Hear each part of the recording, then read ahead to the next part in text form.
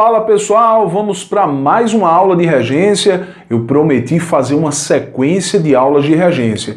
Aqui no YouTube eu já fiz duas, essa é a nossa terceira aula de regência. Olha, sobre o quê? Sobre os verbos lembrar e esquecer. Olha, muito importantes, caem muito em prova de concurso. E se você escreve texto, se você escreve muito texto, ou precisa escrever para o Enem ou para a tua vida profissional, você tem que saber. Aguarda um pouquinho depois da vinheta.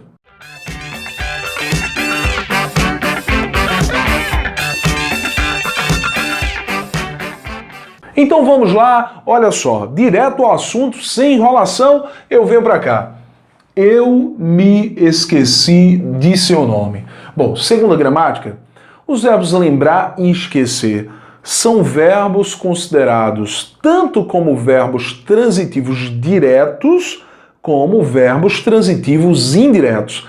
Mas, Tiago, eu nunca aprendi por que o verbo é um verbo transitivo direto. Bom, verbo transitivo direto é aquele verbo, faz de conta que esse piloto azul é o verbo e esse aqui é o complemento do verbo. Olha, o verbo transitivo direto é aquele que se liga de forma direta ao seu complemento.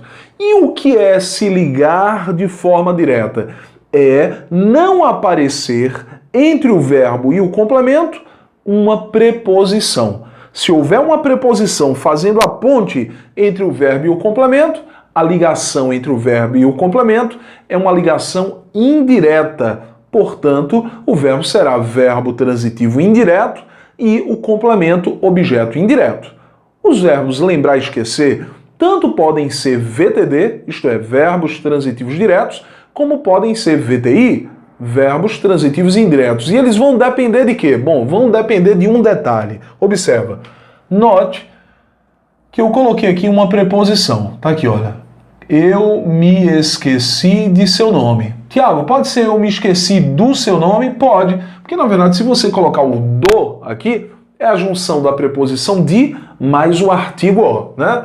Bom, aqui eu apliquei esse verbo como um verbo transitivo indireto. Apliquei esse verbo como um verbo transitivo indireto. Mas, segundo a gramática, os verbos lembrar e esquecer só podem ser verbos transitivos indiretos se vierem acompanhados por um pronome, olha só, pronome oblíquo átono. Pronome oblíquo átono. Tiago, quais são os pronomes oblíquos átonos? Pronome de primeira pessoa, pronome me. De segunda pessoa, o pronome te. De terceira pessoa, o pronome se. Opa, não só o pronome se, né? Se, o, a e lhe. Pronome de primeira pessoa do plural, nos. De segunda pessoa do plural, vos. E de terceira pessoa do plural, todos aqueles de terceira pessoa do singular colocados no plural. Beleza? Então, olha, apareceu aqui um pronome oblíquo átono. Se apareceu o pronome, a preposição após o verbo deve aparecer. Isso é importante, né? Da mesma forma aconteceu aqui. Lembrei-me de que haveria aula. Olha quem apareceu aqui. O pronome oblíquo átono. Como é que vai ser o verbo? Verbo transitivo indireto. Se ele é verbo transitivo indireto, ele vai exigir o quê? Preposição. E a preposição só apareceu porque eu percebi um pronome oblíquo átono. Então a preposição deve ser colocada. Mas entenda, eu esqueci seu nome. Olha, a mesma frase que eu coloquei aqui em cima, só que dessa vez o nosso verbo esquecer é um verbo transitivo direto. Por que ele é verbo transitivo direto? Porque antes dele ou depois dele eu não encontrei um pronome oblíquo átono. Se eu não encontrei verbo transitivo direto, isso aqui funciona como objeto direto. Só lembrando que de seu nome, no primeiro caso, é um objeto indireto por conta da preposição. Da mesma forma, de que haveria aula é um objeto indireto, porque trouxe preposição. E nessa situação última, note que eu também não encontro o pronome. Se eu não encontro, o verbo é um verbo transitivo direto e que haveria aula é um objeto direto.